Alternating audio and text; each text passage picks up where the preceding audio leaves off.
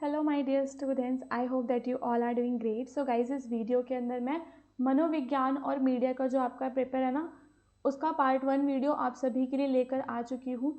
And इस video के अंदर मैं कुछ ऐसे इंपॉर्टेंट क्वेश्चंस को डिस्कस करूँगी जो कि आपके examination, specially for December examination, one of the most important questions हैं। तो अगर आप हमारे चैनल पे नए हैं तो चैनल को सब्सक्राइब ज़रूर कर लेना। डिस्क्रिप्शन में आपको हमारे टेलीग्राम और हमारे व्हाट्सएप चैनल के लिंक मिल जाएंगे, आप हमारे साथ वहाँ पे भी जुड़ सकते हैं। और अगर अभी तक आपने अपना BPCG 174 का गैस पेपर परचेज़ नहीं किया है तो आप उसको भी परचेज़ कर सकते हो। डिस्क्रिप्शन में आपको हमारी वेबसाइट का लिंक मिल जाएगा, या फिर आप डायरेक्टली गूगल पे भी सर्च कर सकते हो shop.hindustanknowledge.com। जब आप इस वेबसाइट पे पहुंचोगे तो यहाँ पे आपको सर्च ऑप्शन दिखेगा। इस सर्च वाले ऑप्शन में आपको अपना पेपर कोड सर्च करना है। BPCG 174 ये आप देख सकते हैं। आपका गैस पेपर विद आंसर्स रहेगा, जिसके अंदर आपको अराउंड 20 क्वेश्चंस विद आंसर्स आपको वहाँ पे मिल जाएंगे। ठीक है। कौन कौन से क्वेश्चंस रहने वाले हैं? देखो, एक तो सोशल मीडिया वाला क्वेश्चन है, आपका इंपॉर्टेंट क्वेश्चन है काफ़ी ज़्यादा ये, बिकॉज ये मनोविज्ञान और मीडिया दोनों से जुड़ा हुआ है। तो एक तो आपका ये सोशल मीडिया वाला हो गया इंपॉर्टेंट क्वेश्चन। दूसरा जो है उसके अंदर हम साइबर अपराध के बारे में पढ़ेंगे। आप सभी को पता है कि साइबर अपराध आजकल एक बहुत ही ज़्यादा एक्टिव और नई चीज़ है ना। तो साइबर अपराध के बारे में हमें पूरा पढ़ना है।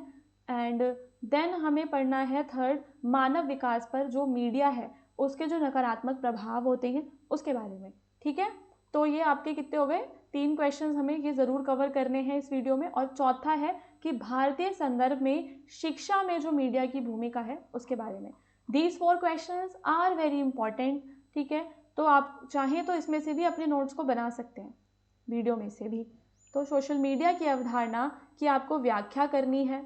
मानव संज्ञान और व्यवहार पर मीडिया और सोशल मीडिया के प्रभावों की भी चर्चा करनी है। तो 2 चीज़ें हैं, क्वेश्चन आपका 2 हिस्सों में विभाजित है और आपको दोनों के बारे में बताना है। तो सबसे पहले हम सोशल मीडिया की अवधारणा को समझेंगे। तो सोशल मीडिया इंटरनेट और मोबाइल तकनीक के माध्यम से लोगों को एक दूसरे से जोड़ने और जानकारी साझा करने का प्लेटफॉर्म है। हम सभी को पता है कि सोशल मीडिया लोगों को एक दूसरे से जोड़ता है और लोग यहाँ पे एक दूसरे के साथ जानकारी शेयर करते हैं। सोशल मीडिया में आपका Facebook, Twitter, Instagram, WhatsApp, YouTube, ये सारे प्लेटफॉर्म आ जाते हैं। सोशल मीडिया का मुख्य उद्देश्य सूचना का आदान प्रदान करना है, विचारों को साझा करना, मित्र और परिवार से जुड़ना और सामाजिक नेटवर्क को बनाना। ये सारे के सारे इसके क्या हो गए? आपके उद्देश्य हो गए। आप इसको अलग से लिख सकते हैं।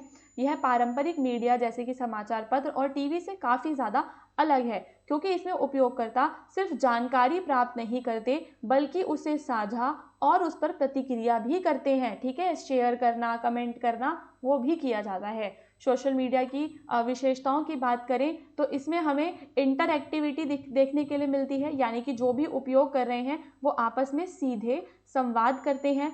तत्कालता देखने के लिए मिलती है, यानी कि जानकारी तुरंत साझा और प्राप्त होती है। साझा करने की स्वतंत्रता, कोई भी व्यक्ति अपनी राय, फोटो, वीडियो या लेख पोस्ट कर सकता है। लोग समान रुचियों वाले समूहों और समुदायों से जुड़ सकते हैं। तो ये 4-5 इसकी आपकी क्या हो जाएंगी? विशेषताएं हो जाएंगी। तो हमने कितना पढ़ लिया? देखो, सबसे पहले हमने इसकी डेफिनेशन देखी, फिर इसके उदाहरण, फिर इसके उद्देश्य और फिर इसकी विशेषताएं। ये 4 चीज़ें हमारी कवर हो गई इसके अंदर। तो ये आपका जो क्वेश्चन का आधा हिस्सा था वो कंप्लीट हो चुका है। अब आगे बढ़ेंगे। तो आगे बढ़ने में क्या है कि भाई मानव संज्ञान और व्यवहार पर मीडिया का क्या प्रभाव पड़ता है। तो उसके प्रभाव को समझने के लिए हम 4-5 पॉइंट्स को देखेंगे। जैसे कि प्रभावों में सबसे पहले हम पढ़ेंगे किसके बारे में? Just a minute. ओके।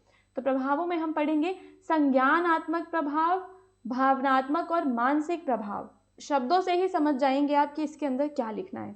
संज्ञानात्मक, भावनात्मक और मानसिक प्रभाव, सामाजिक और व्यवहारिक प्रभाव, निर्णय और आदतों पर प्रभाव, एंड फिर आपको निष्कर्ष दे देना है। सारे प्रभावों को समझते हैं गाइस। तो संज्ञानात्मक प्रभाव क्या होता है कि सोशल मीडिया हमारे सोचने और सीखने के तरीके को प्रभावित करता है। लोग ताज़ा खबरें, ज्ञान और सूचना जल्दी प्राप्त कर सकते हैं। यह सीखने की प्रक्रिया को क्या कर देता है? तेज कर देता है, बढ़ा देता है। लेकिन कभी कभी झूठी या अधूरी जानकारी फैलने की संभावना भी इसमें हमें बढ़ती हुई देखने के लिए मिलती है। तो दोनों चीज़ें हैं इसमें कि भाई इंफॉर्मेशन तो जल्दी जल्दी मिल रही है, बट इंफॉर्मेशन कई बार झूठी भी हो सकती है।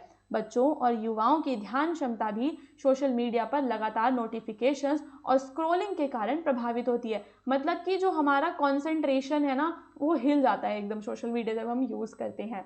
फिर हमारे भावनात्मक और मानसिक क्या प्रभाव रहते हैं, तो सोशल मीडिया हमारे मूड और भावनाओं पर भी असर डालता है। सकारात्मक पोस्ट लाइक हमारी खुशी बढ़ा देते हैं, वहीं कुछ नकारात्मक चीज़ें और एक दूसरे की तुलना वगैरह करना, उससे हमें डिप्रेशन हो जाता है।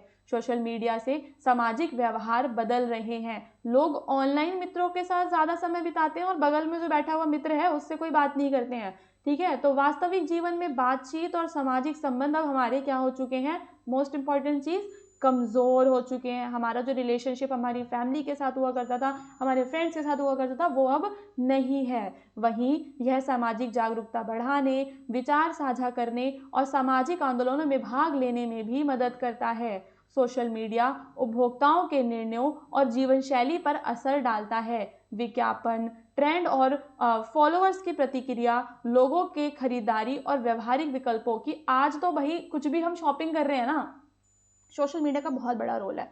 लोग सनस्क्रीन लगा रहे हैं, कपड़े खरीद रहे हैं, ठीक है, मेकअप खरीद रहे हैं, इवन कुछ भी आप खरीद रहे हो तो सोशल मीडिया पे आप देख रहे हो। तो सोशल मीडिया आधुनिक जीवन का क्या बन गया है दोस्तों, एक अहम हिस्सा बन गया है। यह ज्ञान, संवाद और सामाजिक संपर्क के लिए उपयोगी है, लेकिन इसके अत्यधिक और अव्यवस्थित उपयोग से मानसिक स्वास्थ्य और सामाजिक व्यवहार पर नकारात्मक प्रभाव भी पड़ सकता है।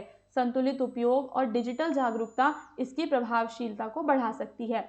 आपको क्या करना है, आपके अंदर डिजिटल अवेयरनेस होनी चाहिए। ठीक है, डिजिटल जागरूकता आपके अंदर होनी चाहिए। दूसरा क्वेश्चन आपका साइबर अपराध वाला है। साइबर अपराध की प्रकृति पहले आपको बतानी है, फिर आप इसे कैसे कम कर सकते हो, कौन कौन सी रणनीतियां आप अपना सकते हो, उसके बारे में आपको यहाँ पे बताना है। तो साइबर अपराध क्या होते हैं, ध्यान से समझेंगे।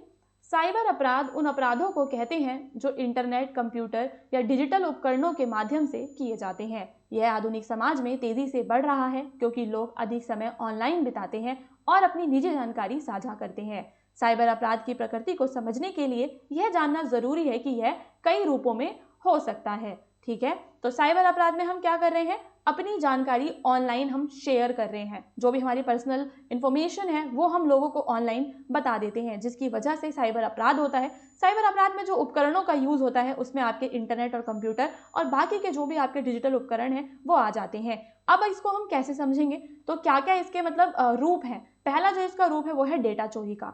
इसमें किसी की जो निजी जानकारी है, उसका बैंक खाता, पासवर्ड, पहचान, वो सब चुरा ली जाती है। हैक कर लेना, किसी का कंप्यूटर हैक कर लेना, किसी का नेटवर्क हैक कर लेना, धमकी देना, ट्रोलिंग करना, फिशिंग और ऑनलाइन धोखाधड़ी करना, नकली वेबसाइटों को बना लेना और वायरस और मालवेयर को फैलाना, किसी के मोबाइल में वायरस को भेज देना। ठीक है, तो साइबर अपराध की सबसे बड़ी समस्या यह है कि यह अज्ञात स्थान से किया जाता है, क्योंकि पता ही नहीं होता कि वो साइबर अपराधी बैठा कहाँ पर है। अपराधी को पकड़ना बहुत ही मुश्किल होता है। इसके अलावा इसकी बढ़ती जटिलता और तकनीकी ज्ञान की आवश्यकता इसे और खतरनाक बनाती है। साइबर अपराध को कम करने के लिए हम कौन कौन सी रणनीतियों को यूज़ कर सकते हैं, तो पहला क्या, सुरक्षित पासवर्ड हमें बनाना है। हमारे पासवर्ड में 2 फैक्टर ऑथेंटिकेशन होना चाहिए। सॉफ्टवेयर हमारे अपडेट होने चाहिए। एंटीवायरसेस को हम डाउनलोड कर सकते हैं। लोगों के अंदर जागरूकता को फैलाना है ताकि वो इस धोखाधड़ी से बचें। कानूनी उपाय हम कर सकते हैं, सावधान ऑनलाइन व्यवहार कर सकते हैं, मतलब अज्ञात लोगों से हमें बात नहीं करनी है। कंपनियों और संस्थाओं को सुरक्षित नेटवर्क सिस्टम और फायरवॉल का उपयोग करना चाहिए। तो इस तरीके से हम साइबर अपराध को रोक सकते हैं, ये सारी रणनीतियों का उपयोग करके। तो साइबर अपराध केवल तकनीकी समस्या नहीं है, यह समाज के लिए भी खतरा है। सही जागरूकता, तकनीकी उपाय और कानूनी प्रावधान इसे काफ़ी हद तक कम कर सकते हैं। ओके, तो ये वाला समझ में आ गया। 2 क्वेश्चंस आपके कवर हो गए हैं। इसका अब जैसा भी एग्जाम में आएगा क्वेश्चन, आप साइबर अपराध से जुड़ा हुआ आएगा ना, तो अब आप इजीली कर पाओगे, मुझे पता है। अब हम चलते हैं नेक्स्ट क्वेश्चन पे कि मानव विकास पर मीडिया के केवल और केवल नकारात्मक प्रभाव पूछे हैं। बहुत आसान है, पढ़ के समझ आने वाला क्वेश्चन है, क्योंकि मीडिया के बारे में हम सभी जानते हैं। और उसके क्या पूछे हैं यहाँ पे, नकारात्मक प्रभाव। ओके, मीडिया आज के समय में हमारे जीवन का एक महत्वपूर्ण हिस्सा बन गया है। TV, radio, internet, social media और समाचार पत्र हमें जानकारी देने और मनोरंजन का साधन बनने के साथ साथ शिक्षा में भी मदद करते हैं। ये तो हमें पता ही है कि भाई मनोरंजन तो है पर साथ साथ में हमें शिक्षा भी मिलती है। हालांकि मीडिया के सकारात्मक पहलू के साथ साथ इसके कुछ नकारात्मक प्रभाव भी हैं जो मानव विकास को प्रभावित कर सकते हैं।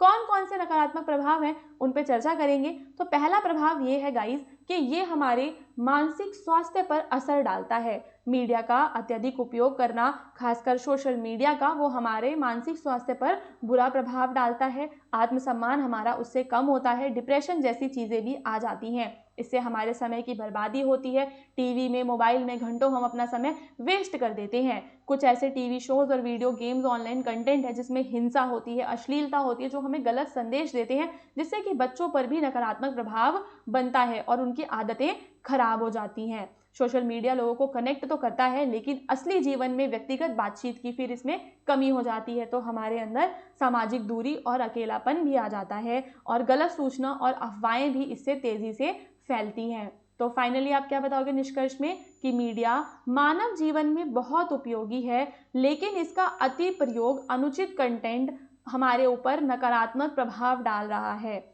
मानसिक स्वास्थ्य, सामाजिक जीवन और व्यक्तिगत विकास को सुरक्षित रखने के लिए मीडिया का क्या करना है, हमें ध्यान रखो क्या करना है, संतुलित उपयोग हमें करना है। बच्चों और युवाओं को मीडिया के दुरुपयोग से बचाने के लिए भी मार्गदर्शन देना ज़रूरी है।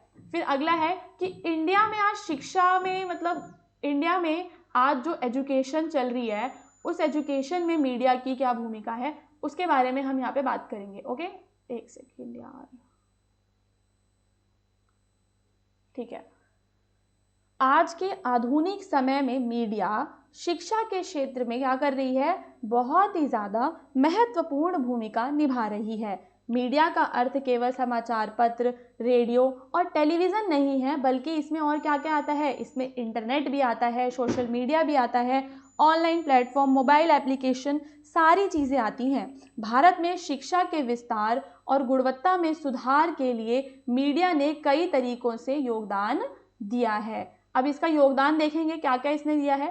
पहला कि ये शिक्षा के प्रचार में बहुत ही ज़्यादा हेल्प करता है, लोगों को जागरूक बनाता है। समग्र शिक्षा अभियान जैसे जो अभियान सरकार चलाती है तो मीडिया उसमें काफ़ी ज़्यादा हेल्प करता है। जो दूर दराज के क्षेत्र हैं वो ऑनलाइन आज डिजिटल प्लेटफॉर्म, स्वयं, दीक्षा जैसे प्लेटफॉर्म के द्वारा जो छात्र हैं वो टीवी चैनलों के माध्यम से, ऑनलाइन मोबाइल ऐप के माध्यम से पढ़ पा रहे हैं। मीडिया शिक्षकों और छात्रों दोनों के लिए शिक्षण और सीखने के संसाधन भी उपलब्ध कराता है। ठीक है, टीचर्स को भी बहुत इन्फॉर्मेशन मीडिया के द्वारा मिल पाती है। मीडिया ना केवल एकेडमिक शिक्षा देता है बल्कि हमें सामाजिक और नैतिक शिक्षा भी हमें मीडिया से मिलती है। मीडिया से हम पर्यावरण संरक्षण, स्वास्थ्य, महिला सशक्तिकरण, इन सब के बारे में सीखते हैं और जागरूक नागरिक बनते हैं। हालांकि मीडिया शिक्षा में सहायक है लेकिन इसे सही दिशा में इस्तेमाल करना बहुत ही ज़्यादा इम्पॉर्टेंट है। अगर हम गलत जानकारी दे रहे हैं और विज्ञापन या मनोरंजन के अत्यधिक प्रभाव